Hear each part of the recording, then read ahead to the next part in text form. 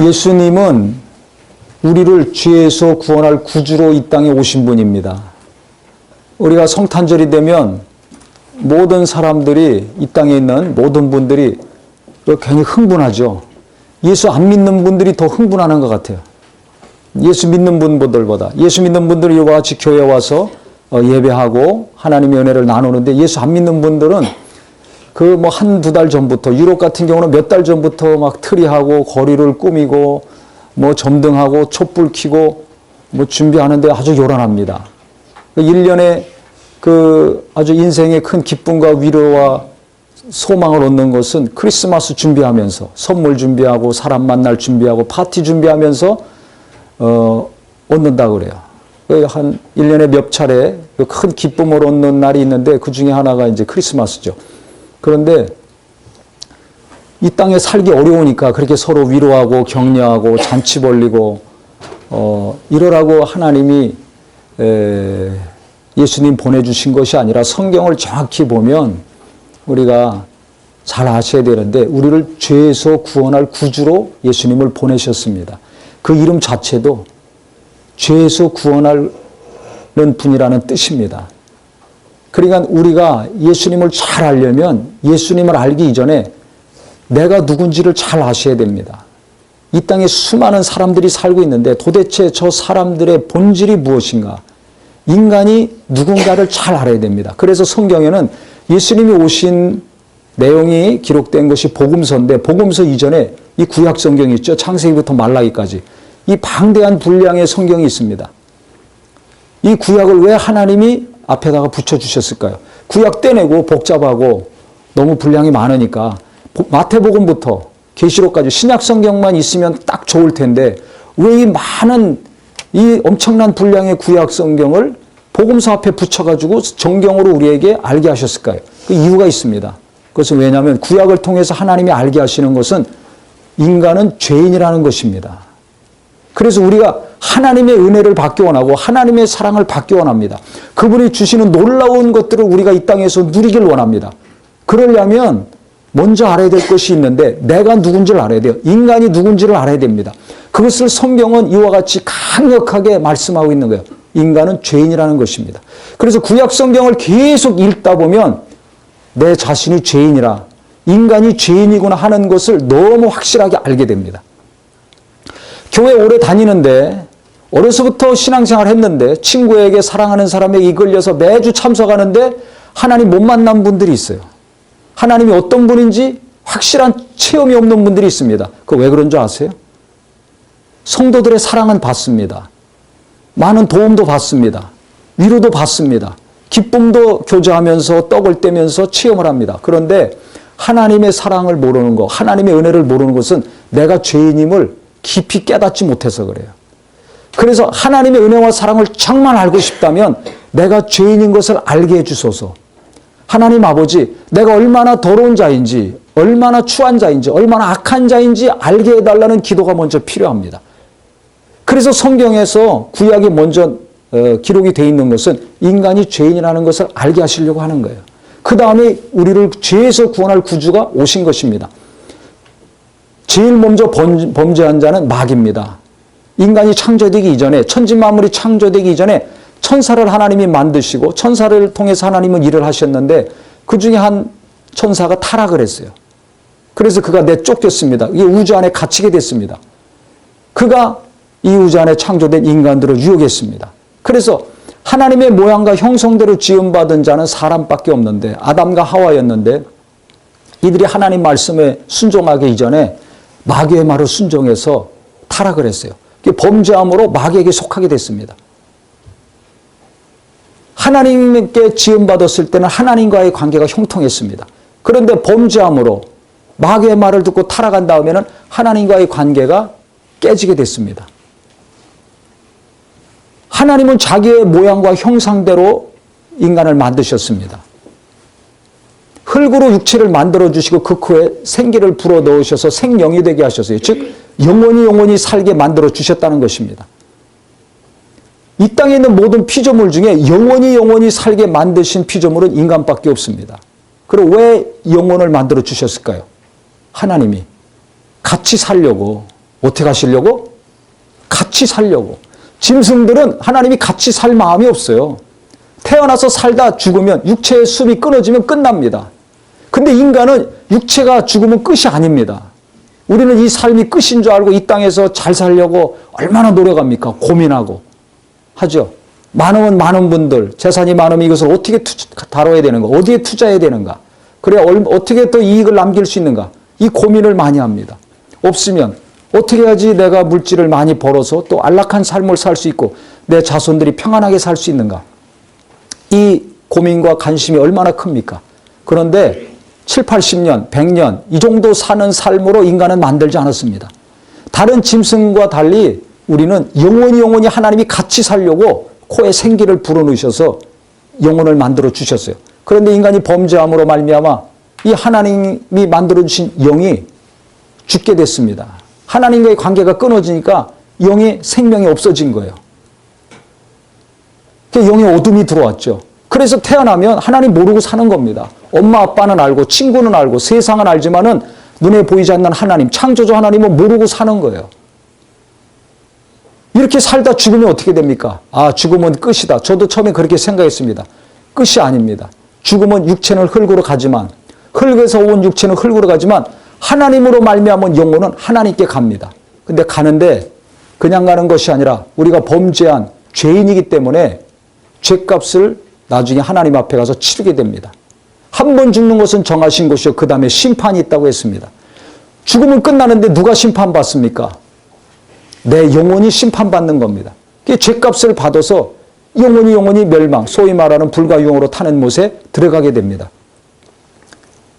하나님은 원래 하나님과 영원히 함께 하실 목적으로 인간을 만드셨는데 스스로 마귀의 말을 듣고 하나님과 끊어진 그 인간의 영혼, 육체는 죽어서 흙으로 갈 수밖에 없지만 영원히 하나님이 함께 하시고자 했던 그 영혼만큼은 구원하실 계획을 가지시고 예수를 이 땅에 보내주신 거예요.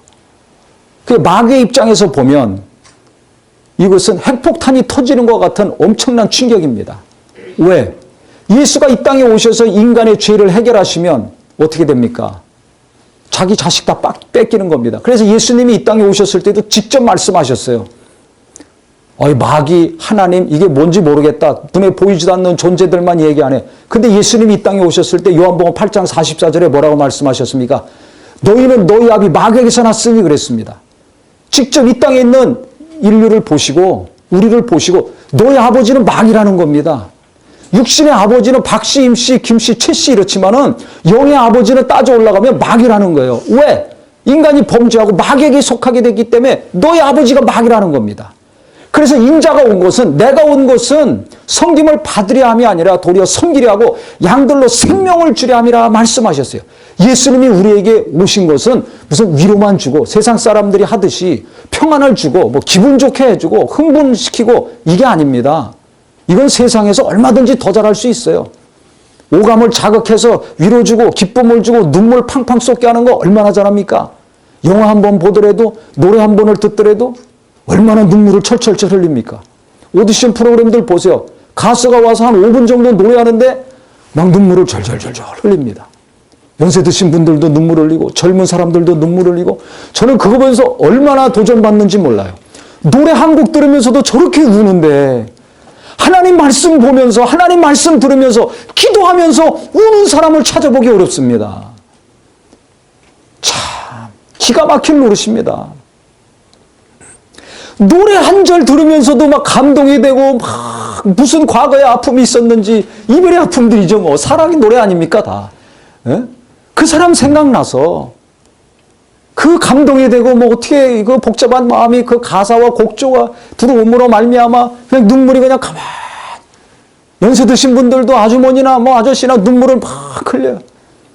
그거 보면 하나님 말씀 들으면서는 보면서는 울지 않는데 어째 노래 한 곡조 들으면서 저렇게 감동을 받을까? 그래서 교회에서도 막 찬양 많이 하죠. 드라마하고 뭐 뮤지컬하고 막 조명 왔다 갔다 하게 하고 막 펄쩍펄쩍 뛰고 감정을 자극하는 일들을 많이 합니다. 근데 성경 가만히 보면 예수님은 우리에게 생명을 주시려고 오셨다고 그랬어요. 위로를 받고 사랑을 받고 하는 거 다 좋은데 그것이 제대로 되려면 하나님의 생명을 얻어야지 그것들이 제대로 이루어지는 겁니다.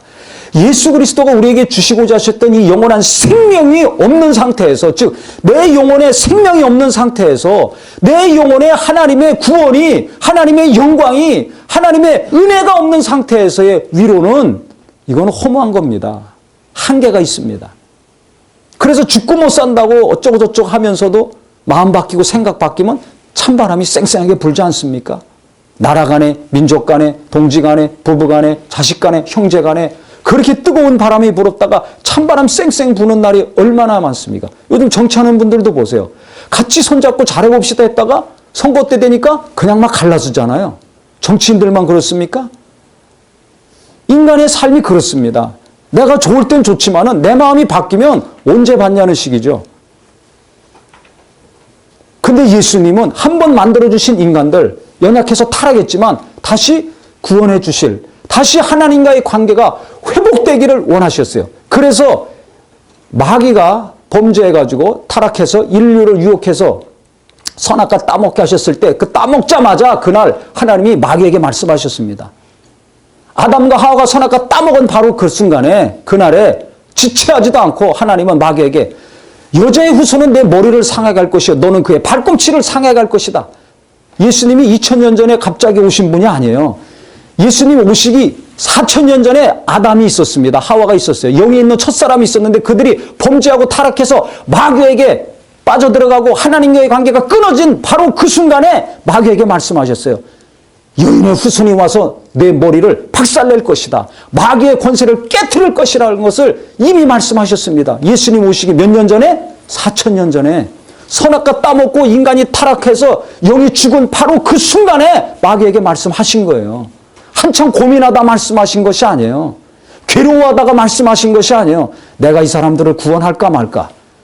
우리가 자식들 우리가 다른 사람들이 잡아가면 내 자식을 구원할까 말까 고민합니까 안 합니까? 네, 한 분만 안 하신다고 하네요. 내 아들 딸들을 누가 잡아갔어요. 뺏어갔어요. 그러면 무슨 대가를 치르서라도 그 자녀들 막 찾아오려고 합니까 안 합니까? 하지요. 수단과 방법 안 가리고 목숨 걸고라도 가서 찾아오려고 하지 않습니까? 바로 그거하고 똑같습니다. 이게 하나님의 사랑입니다. 할렐루야. 네. 할렐루야. 네. 뭘 받아야지, 뭘 줘야지 사랑이 아니에요. 내가 너를 사랑했으니까 너도 이만큼 나를 사랑해달라. 그게 아니에요. 하나님은 애시당초 인간을 창조하셨을 때부터 자기 모양과 형상대로 만들어주셨습니다. 아무리 힘이 좋은 코끼리를 할지라도, 아무리 달리기를 잘하는 표범이라 할지라도, 멋있는 새와 물고기라 할지라도 자기 모양과 형상대로 창조하지 않으셨어요. 인간만이 자기 자신을 모델로 해서 만들어 주셨습니다. 하나님이 자기 자신을 기준으로 해서 만드신 것은 인간밖에 없습니다. 놀라운 계획과 사랑이 들어있는 것입니다. 깨닫기를 예수 이름으로 축원합니다. 그래서 그들이 마귀의 말을 듣고 하나님과의 관계가 끊어졌을 때 바로 내가 여인의 후손을 통해서 너를 박살내겠다. 너는 그를 피 흘려 십자가에 못 박아 죽이겠지만은 발꿈치를 상하게 하겠지만은 그는 내 머리를 상하게 할 것이다. 너는 그를 피 흘려 죽게 하겠지만은 그는 나중에 부활해서 네 권세를 깨트리겠다. 즉시 말씀하신 겁니다. 창세기 3장 15절에. 지체하지 않으시고. 이게 하나님의 사랑입니다. 그러니까 진정한 사랑은 마귀를 멸하시고 마귀에게 속해 있는 나를, 내 영혼을, 내 가족들을, 인류를 하나님이 예수 그리스도 통해서 건져내신다는 사실입니다. 이것을 성령으로 깨닫는 우리 모두가 되기를 예수 이름으로 축원합니다. 인간의 얄팍한 감정, 하루에도 12번씩 바뀌는 그 감정을 위로하고 오르만지는 것으로만 우리가 사랑하면 안 됩니다. 인간이 생각하는 사랑과 하나님이 생각하는 사랑은 이게 달라도 너무 다릅니다. 그래서 이사야를 통해서도 말씀하셨어요. 나의 생각은 너희의 생각과 다르다 그랬어요. 깊이가 다르다고 했습니다. 진정한 사랑은 살려내는 것입니다. 죽어가는 자 내가 어떤 대가를 지불하더라도 가서 살려내는 것입니다. 그래야 하나님은 예수를 이 땅에 보내실 작정을 벌써 그때 하셨어요. 그래서 때가 참에 예수가 오셨는데 4000년 기다리지 않았습니까? 그러니까 아담부터 4000년 기다리는 거예요, 인간은. 태어나고 죽고 태어나고 죽고 태어나고 죽으면서 계속 우리를 구원할 구주가 오시겠구나. 저 마귀를 멸하고 우리를 이 마귀의 손에서 탈출할 구세주가 오시겠구나 기다리고 있습니다. 2000년 지났습니다. 아브라함을 또 하나님이 부르셨어요. 아브라함은 예수님 오시기 2000년 전 사람이에요. 아담은 4,000년 전이고 2,000년 만에 예수님 오시기 전에 아브라함을 하나님이 부르셨어요. 아브라함이 아이를 못 낳는 사람이었는데 내가 너에게 아들을 주겠다. 독자를 주겠다. 큰 민족을 이루어 주겠다. 약속을 하셨습니다. 그래서 75세에 부름받았는데 아브라함이 100세 아들을 얻었습니다. 이삭을 낳는데 이렇게 자라가지고 이제 깨가 쏟아지게 이제 부자지간에 정이 생기고 사랑스럽고 너무 행복하게 사는데 어느 날 갑자기 하나님이 또 말씀하셨어요. 모리아 산에 가서 번제로 바쳐라. 번제는 이게 나무단을 쌓고 그 위에다 꽁꽁 묶어서 올린 다음에 불을 지르는 겁니다. 그래서 태워서 하나님께 그 제물을 바치는 거예요. 소나 양은 그렇게 드리지만 자기 아들을 번제로 드린다고 생각해 보세요. 이게 얼마나 엄청납니까? 태워가지고 하나님께 드리는 거예요. 근데 아브라함은 아무 소리 않고 가가지고 나무단 쌓아놓고 이삭을 그 위에 올려놨어요. 그 다음에 칼로 내리치려고 했습니다. 그때 하나님이 아브라함 막으셨어요. 그리고 창세기 22장에 그때 하신 놀라운 말씀이 있습니다. 그 이전까지는 내가 네게 아들을 주겠다. 아들을 주겠다. 내 민족이 하늘의 별과 바다의 모래같이 크게 이룰 것이다. 큰 민족을 이루어 주겠다. 약속하셨는데 그때는 모리아 산에서 이삭을 번제로 바치려고 아브라함이 결심하고 행동으로 움직일 때 그때 하나님이 그에게 놀라운 약속을 주셨어요. 그것은 뭐냐면 바로 내 후손을 통해서 메시아가 구세주가 탄생할 것이다. 이 말씀을 하신 겁니다. 그래서 내 후손이 대적의 문을 얻을 것이고 내 후손으로 말미암아 천하 만민이 복을 얻을 것이라 말씀하셨어요. 그 말씀은 그 이전에 약속으로 주지 않았거든요. 내 후손이 대적의 문을 얻으리라. 문은 권세를 얘기합니다. 즉 마귀에 인간을 타락시키고 하나님과 이간질시키고 멸망으로 끌고 가는 이 마귀를 멸망하는 일이 내 후손을 통해서 이루어진다는 겁니다. 그 다음에 천하 만민이 유대인뿐만 아니라 이 땅에 있는 모든 인류가 내 후손으로 말미암아 복을 얻는다는 것입니다. 즉 구원을 받는다는 것입니다. 이 약속을 2000년 전 아브라함에게 하셨어요. 그래서 그 말씀 그대로 아브라함의 계보를 통해서 예수가 2000년 전에 이 땅에 태어나신 것입니다. 할렐루야. 그 후손이 바로 이 요셉이에요. 그래서 마태복음 1장에는 아브라함과 다윗의 자손 예수 그리스도의 세계라에서 족보가 쭉 나오죠. 그래서 마지막에 요셉이 나옵니다. 그래서 하나님이 4000년 전에 아담에게 하신 그 다음에 2000년 전에 아브라함에게 하신 약속의 말씀이 변함없이 계속 이어져서 지금 요셉에 와서 딱 이루어지는 겁니다. 성령으로 잉태될 분이 태어나실 것이다. 그 이름을 예수라라. 죄에서 구원할 구주시기 때문에 이름을 예수라라. 그 다음에 이사야 선지자가 예언한 말씀을 또 인용해서 이야기합니다. 23절에 보세요. 보라 처녀가 잉태하여 아들을 낳을 것이요 그 이름은 임마누엘이라 하리라 그랬습니다. 이게 이사야서 7장 14절에 이사야 선지자가 예언한 말씀입니다. 처녀가 잉태하여 아들을 낳을 것인데 그 이름을 임마누엘. 임마누엘이라는 뜻은 뭡니까? 우리와 하나님이 함께 하신다는 거예요. 눈에 보이지 않는 하나님이 어떻게 우리와 함께 하십니까? 하나님은 전지전능하세요.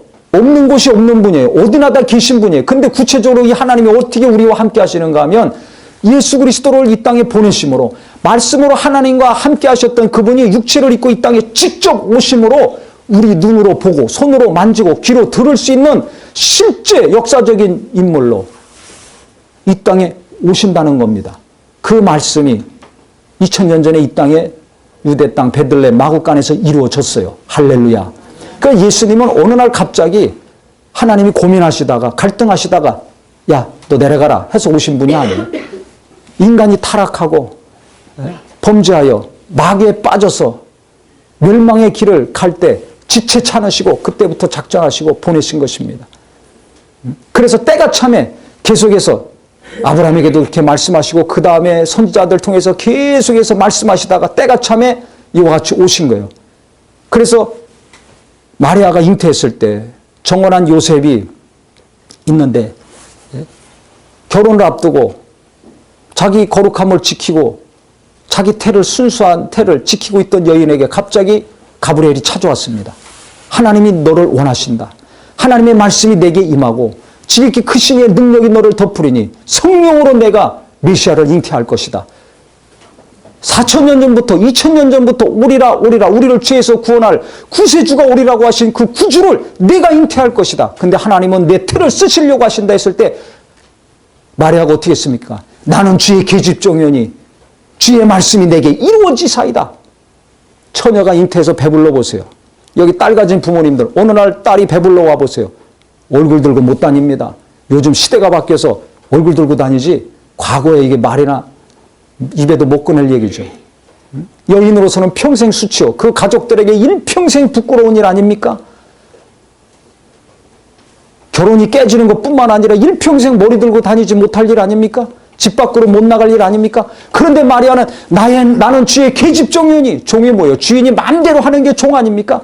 나는 주의 종입니다. 내가 무슨 멸시를 받든지 욕을 먹든지 내가 가족들의 어떻게 어려움을 당하든지 그거 관계없습니다. 하나님이 나를 쓰시고자 원하신다면 이 정말 예언된 메시아가 탄생하는 일에 하나님이 내 태를 쓰시고자 원하신다면 나를 쓰시옵소서, 나를 받으시옵소서, 주의 말씀이 내게 이루어지사이다. 그가 하나님의 뜻에, 하나님이 자기에게 향하신 뜻에 순종했을 때 메시아를 잉태하는, 예수를 잉태하는 놀라운 여인이 됐습니다. 할렐루야.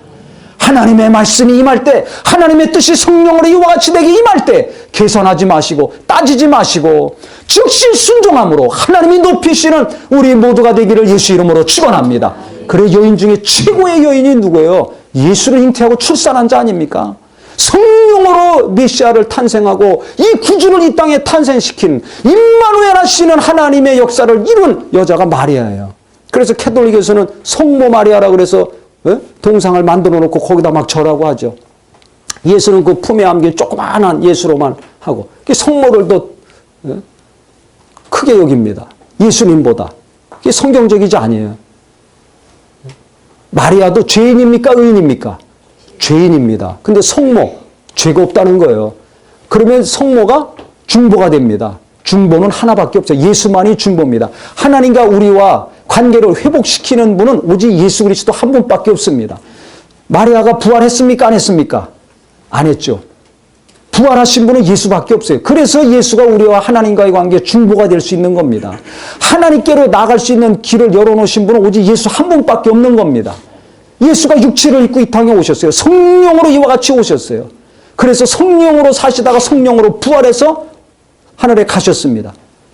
죽었다가 다시 살아도 다시 죽습니다. 나사로가 부활했죠? 죽었어요. 석가모니도 죽었어요. 마호멧도 죽었어요. 왕도 죽었습니다. 누구나 이 땅에 태어나면 다 죽습니다. 그건 뭘 의미합니까? 죄인이라는 것을 증명하는 겁니다. 한 번 태어나면 반드시 죽습니다. 한 번 죽는 것은 정하신 것이라 했어요. 왜? 죄의 삭은 사망입니다. 왜 죽느냐? 죄 때문에 죽는 겁니다. 그 누구나 다 이 땅에서 죽었어요. 마리아도 죽습니다. 누구나 다 죽습니다. 그러니까 마리아가 죄가 없는 것이 아닙니다. 죄인입니다. 그도 예수 믿어야 구원받은 죄인입니다. 그러니까 이 땅의 모든 인류가 죽을 수밖에 없는 것은 죄 때문에 죽는 거예요. 죄 때문에. 육체는 흙에서 와서 흙으로 끝날 수밖에 없지만은 영혼은 받아야 됩니다. 그 영혼을 살리시려고 예수가 이 땅 육체를 입고 예언의 말씀대로 이와 같이 오신 거예요. 바로 그 순간에 가브리엘 천사가 마리아에게 가서 얘기했을 때 마리아는 나는 주의 계집종이오니 주의 말씀이 이루어지사이다. 하나님의 뜻을 그가 수용을 했고 요셉에게 또 가서 지금 우리 본문의 말씀처럼 요셉에게 이야기한 거예요. 네가 약혼한 처녀 마리아가 성령으로 예수를 잉태할 것이다. 그가 죄에서 구원할 구주시다. 했을 때 요셉도 그것을 받아들인 겁니다. 그러니까 나중에 결혼해서 같이 살죠. 만약에 요셉이 이것을 거부했다면 같이 삽니까? 안 삽니까? 안 삽니다. 그러니까 남편이건 아내건 말로만 주여 주여 할 것이 아니라 정말 예수가 중심이 돼서 예수님 말씀이라면 하나님의 뜻이라면 아내가 순종하고 남편도 순종해서 하나님이 복 주시고 하나님이 귀하게 쓰시는 우리 가정이 되기를 예수 이름으로 축원합니다. 할렐루야. 교회는 왔다 갔다 하는데 하나님의 뜻은 분별하지도 못하고 하나님의 뜻에 순종하지 않는다면 예수 믿으면서 갈등이 일어납니다. 다툼이 일어납니다. 두 사람 다 마리아나 요셉이나 하나님의 뜻이기 때문에 하나님이 말씀이기 때문에 조용히 순종했고 그 아내 임신해서 배불러 오는 아내를 아무 거리낌 없이 불편 없이 원망 없이 하나님께 따지지 않고 보통 사람 같으면 따질 거 아닙니까? 아니 왜 내 약혼녀입니까? 다른 사람 저렇게 기도 많이 하는데 저 사람이만 안 됩니까? 또 마리아가 아니 왜 나야 됩니까? 아유 저렇게 기도 많이 하고 얼굴도 예쁘고 아유 저렇게 좋은 집안 믿음의 집안 자손 대대로 예수 믿는 집안 아니 저 집 딸이어야지 나는 믿은 지 얼마도 안 되는데 왜 나야 됩니까? 하나님 앞에 따지지 않았습니다. 하나님의 뜻이 임할 때 따지지 말아야 돼요. 하나님의 말씀이 임할 때 성령이 역사하실 때 즉시 순종하는 노력이 있기를 예수 이름으로 축원합니다. 하나님은 그런 사람 붙들어 쓰시는 거예요. 그 자들에게 무엇인가 부어주시는 겁니다. 그래서 가브리엘 천사가 마리아에게 얘기했을 때 마리아도 수용하고 요셉에게 얘기하니까 요셉이 조용히 그 아내를 취했다 그랬습니다. 분부대로 행하여 그 아내를 데려왔으나 그랬어요. 아들을 낳기까지 동침치 아니하니 자기 정욕을 참고 하나님의 뜻이구나 해서 구별하여서 사는 것입니다. 그래서 예수가 이 땅에 태어나셨어요. 우리와 함께 하시는 하나님이 되셨습니다.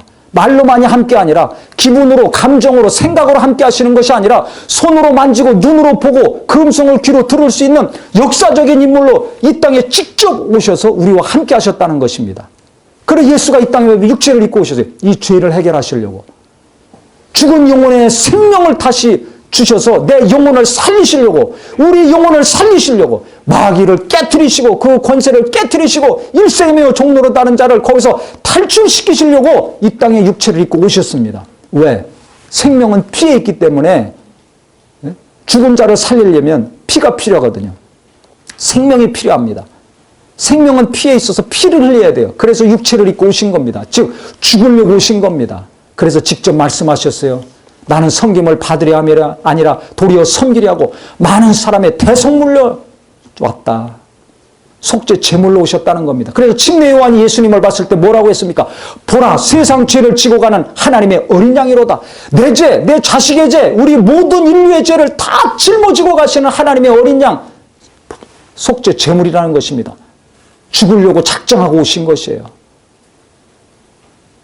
그러니까 하나님은 독생자 예수를 이 땅에 보내셔서 피 흘려 죽으시기까지 내 영혼을 살리시고 구원하시려고 하신 것이요. 예수님도 아버지 뜻에 순종해서 이 땅에 살을 갈갈이 머리서부터 발끝까지 다 갈갈이 찢겨가면서 피를 쏟고 물을 쏟으시기까지 내 영혼을 살리시고 죄에서 마귀에게 손에서 완전히 건져내시려고 하셨다는 것을 아셔야 됩니다. 이것은 전쟁입니다. 핵폭탄이 터진 것보다 더 큰 전쟁이었습니다. 그래서 예수님이 이 땅에 오셨을 때 헤롯 왕이 다 죽였잖아요. 어린 아이들을. 그 지역에서 태어난 아이들 다 죽여라. 수많은 어린 아이들이 피를 흘렸습니다. 왜? 마귀는 알거든요. 하나님의 아들이 이 땅에 오시면은 자기가 어떻게 된다는지 너무 잘 알아요. 영계에 있는 영들은 너무나 잘 알아요. 인간들은 몰라서 안 믿고 몸만 왔다 갔다 하고 뭐하러 예수 믿냐? 뭐하러 교회에 돈 갖다 바치냐? 뭐하러 기도하냐? 어쩌고 저쩌고 하지만은 이 타락한 영들 너무나 잘 압니다. 이 우주 안에서 권세를 갖고 있는 마귀와 그 타락한 영들은 너무나 잘 알아요. 그래서 헤롯 왕을 통해서 예수가 태어나시자마자 다 죽게 만들었어요. 예수 죽이려고. 왜? 예수가 피 흘리시고 부활하시면 자기가 엄청난 타격을 받는다는 걸 알거든요. 자기에게 속해 있던 인간들이, 죄인들이 구원을 받고 영원한 생명을 얻고 하나님의 나라가 이 땅에서 확장된다는 걸 너무나 잘 알거든요. 그러니까 마귀에게는 치명적인 타격입니다. 예수가 이 땅에 오셔서 죽으시고 부활하시는 것은 자기에게 가장 큰 고통이요 어려움입니다. 그래 어떻게든지 그것을 막으려고 몸부림친 것입니다. 핵폭탄이 터진 것보다 더 큰 전쟁이 일어난 겁니다. 그러니까 우리가 정신 바짝 차려야 됩니다. 마음이 어렵고 먹고 살기 어렵고 어느 시대나 어렵습니다. 육체를 입고 태어나서 사는 것 자체가 어렵습니다. 우리 자녀들은 부모님들이 살았던 것보다 더 힘든 삶을 앞으로 살아갈 것입니다. 어떻게 그럼 이 땅의 육체의 삶을 살아가야 될 것인가? 어떻게 해야 정말 진정한 평안과 안식을 얻고 위로를 받고 살아가야 될 것인가? 어디서 이것을 누리며 얻으며 살아가야 될 것인가? 바로 우리 영혼을 살리시려고 생명을 주시려고 이 땅에 오신 예수님을 믿고 의지함으로 말미암아 예수 안에 있는 하나님의 생명이 내 영혼에, 내 자신들의 영혼에, 내 후손들의 영혼에 충만히 넘쳐서 하나님의 평안으로 하나님의 힘으로 사는 거룩한 역사가 있기를 예수 이름으로 축원합니다. 그분이 우리 죄를 담당하셔서 죽으시고 대신 우리 죄를 담당하시고 다 가져가시고 죄가 없는 분이기 때문에 다시 부활하시고 부활하셨을 때 사망 권세를 가진 마귀의 권세가 박살이 난 겁니다. 여인의 후손은 내 머리를 깨트릴 것이야 말씀은 예수가 부활하시는 순간에 이루어진 겁니다. 그렇기 때문에 우리를 죽음에서 죄에서 마귀에게 손에서 구원하시고 건져내신 예수를 믿고 그분을 날마다 의지하고 깊이 생각해서 성령으로 말미암아 말씀을 통해서 예수가 주시는 빛이 내 안에 계속 들어올 때 내게 있는 어둠이 떠나가는 거예요. 여기저기서 살면서 상하고 찢기고 괴롭고 두려웠던 그 마귀가 심어준 상처, 두려움, 걱정, 근심이 내게서 떠나가게 돼 있는 것입니다. 이것을 돈으로, 지식으로, 외모로, 권력으로 물리치려고 그러니까 계속 어둠으로 끌려갈 수밖에 없는 겁니다. 나는 무엇으로 내 마음을 평안하게 할 것인가? 무엇으로 내 남편, 내 아내, 내 자식들에게 참 위로와 평안을 주어야 될 것인가? 바로 하나님이 주시는 이 생명, 변치 않는 주 예수 그리스도의 생명이 되기를 예수 이름으로 축원합니다. 예수 이름으로 축원합니다. 그래서 나는 양들로 생명을 얻게 하고도 풍성히 얻게 하려 함이라 예수님 말씀하셨어요. 2000년 전에 오셔서 죽으시고 부활하심으로 영원한 생명만 주시고 구원만 베풀어 주시고 끝난 것이 아니라 생명을 얻게 하고 더 풍성히 얻게 하렴이라 하셨어요. 계속해서 풍성한 생명을 부어 주신다는 겁니다. 이걸 믿으셔야 돼요. 내가 언제 예수 믿었던지 언제 구원받았던지 그때만 생각하지 마시고 그때 옛날 얘기만 하지 마시고 예수는 어제나 오늘이나 영원토록 동일하신 분입니다. 할렐루야. 2000년 전에 역사하신 분 오늘 동일하게 역사하신다는 거예요. 그를 환영하고 믿는 자, 살려고 예수 이름을 부르고 의지하는 자 오늘도 구원의 역사를 이루어 주신다는 겁니다. 오늘도 함께 하시는 임마누엘이 하나님이 되어 주신다는 겁니다. 할렐루야. 내일 내 앞날이 어떻게 될 것인가, 우리 자식들이 어떻게 될 것인가, 교회가 어떻게 될 것인가, 그거 염려하지 말고 오늘도 예수 환영하고 오늘도 예수 믿고 내일도 예수를 의지하고 그분의 말씀을 믿고 의지하고 그래야 할 때 내와 내 가정들이 또 온 교회가 하나님의 은혜 가운데 빛이 임해서 어둠이 물러가고 근심도 떠나가고 염려도 떠나가고 항상 하나님이 함께 하시고 건져주시고 도와주시고 높여주시는 놀라운 영광을 볼 수 있을 것입니다. 그래서 예수님이 오셨을 때 하늘에는 영광이요. 왜? 하나님의 뜻이 이루어졌으니까. 땅에는 평화로다. 왜? 하나님과의 관계가 회복됐기 때문에 평안이라는 겁니다. 진정한 평안은 예수 안에서 성령으로 하나님의 함께하심, 하나님이 함께하심, 이것이 이루어질 때 평안한 거예요. 육체에, 감정에, 생각에 뭐가 들어와야지 평안이 아니라, 참 기쁨이 아니라 내 마음보다 더 깊은 내 영에 예수 그리스도를 환영하고 믿고 의지하여서 그분의 빛이, 그분의 생명이, 하나님만이 갖고 있는 그 영원한 생명이 예수와를 통해서 내게 성령으로 들어오고 채워졌을 때 내게 진정한 평안이 이루어지는 것입니다. 그래서 기쁘다 구주 오셨냅니다. 진정 예수가 나의 구주가 되시기를 예수 이름으로 축원합니다. 어제만이 아니라 오늘도 예수 의지하고 그 이름 앞에 무릎 꿇으심으로 말미암아 오늘도 내 구주가 예수가 되시기를 예수 이름으로 축원합니다. 내일 나와 내 가족을 도울 것은 돈이 아니라 부동산이 아니라 빛나는 졸업장과 권력이 아니라 바로 나의 구주 예수님이 되시기를 예수 이름으로 축원합니다. 그래서 예수를 진정 사모해야 됩니다. 내가 가장 사모하고 내 자손들이 가장 사모하고 이 땅에 믿는 자들이 가장 사모해야 될 분은 예수님이 되셔야 됩니다. 예수 외에 다른 것을 사모했기 때문에 내가 흔들리는 거예요. 가정이 흔들리고 교회가 흔들리고 사회가 어지러운 것은 왜 그렇습니까? 예수님보다 더 좋은 것이 생겼어요. 예수님보다 더 사랑하는 것이 생겼어요. 예수님보다 더 의지하는 것이 생겼어요. 이 마음을 예수께로 돌이키는 저와 우리 모두가 되기를 예수 이름으로 축원합니다. 그래 예수님이 구주로 오셨을 때 제일 먼저 외치신 게 뭔지 아세요? 회개하라 천국에 갖고 왔느니라. 회개를 먼저 외치셨습니다. 나를 믿어라, 영생을 받아라, 고침받아라, 복을 받아라 하기 이전에 회개를 먼저 외치셨어요. 돌아오라는 겁니다. 내게로 돌아오라. 죄님을 알고 영생 얻길 원하느냐, 고침받기 원하느냐, 복을 받기 원하느냐, 자손들이 잘되기 원하느냐, 내게 오라 이거야. 나를 믿고 영생을 얻으라는 것입니다. 하나님과의 관계를 회복하라는 것입니다. 그러면 하나님이 함께 하시는 자 임마누엘 하시는 삶을 살 수 있다는 것입니다. 그렇기 때문에 오늘 우리가 성탄절을 맞이해서 잘 알아야 될 것은 내가 빨리 예수께로 돌아가야 되겠구나. 내와 내 가정이 예수께로 돌아가야 되겠구나. 되겠구나. 우리 교회가 예수께로도 돌아가야 되겠구나. 믿는 자들이 정신 차리고 정말 내 구주 예수를 사모하여 날마다 이 어지럽고 복잡한 시대, 어지러울수록 힘들수록 예수님께 돌아가야 되겠구나. 말씀으로 돌아가야 되겠구나. 그 이름 앞에 무릎 꿇어야 되겠구나. 결심하는 우리 모두가 되기를 예수 이름으로 축원합니다. 날마다 그러면 임마누엘 하시는 하나님을 내가 체험할 수 있어요. 옛날에 하나님, 과거의 하나님, 어느 누가 만난 하나님이 아니라 오늘 내가 만난 하나님, 오늘 나와 함께 하시는 예수님의 역사가 되기를 예수 이름으로 축원합니다. 할렐루야.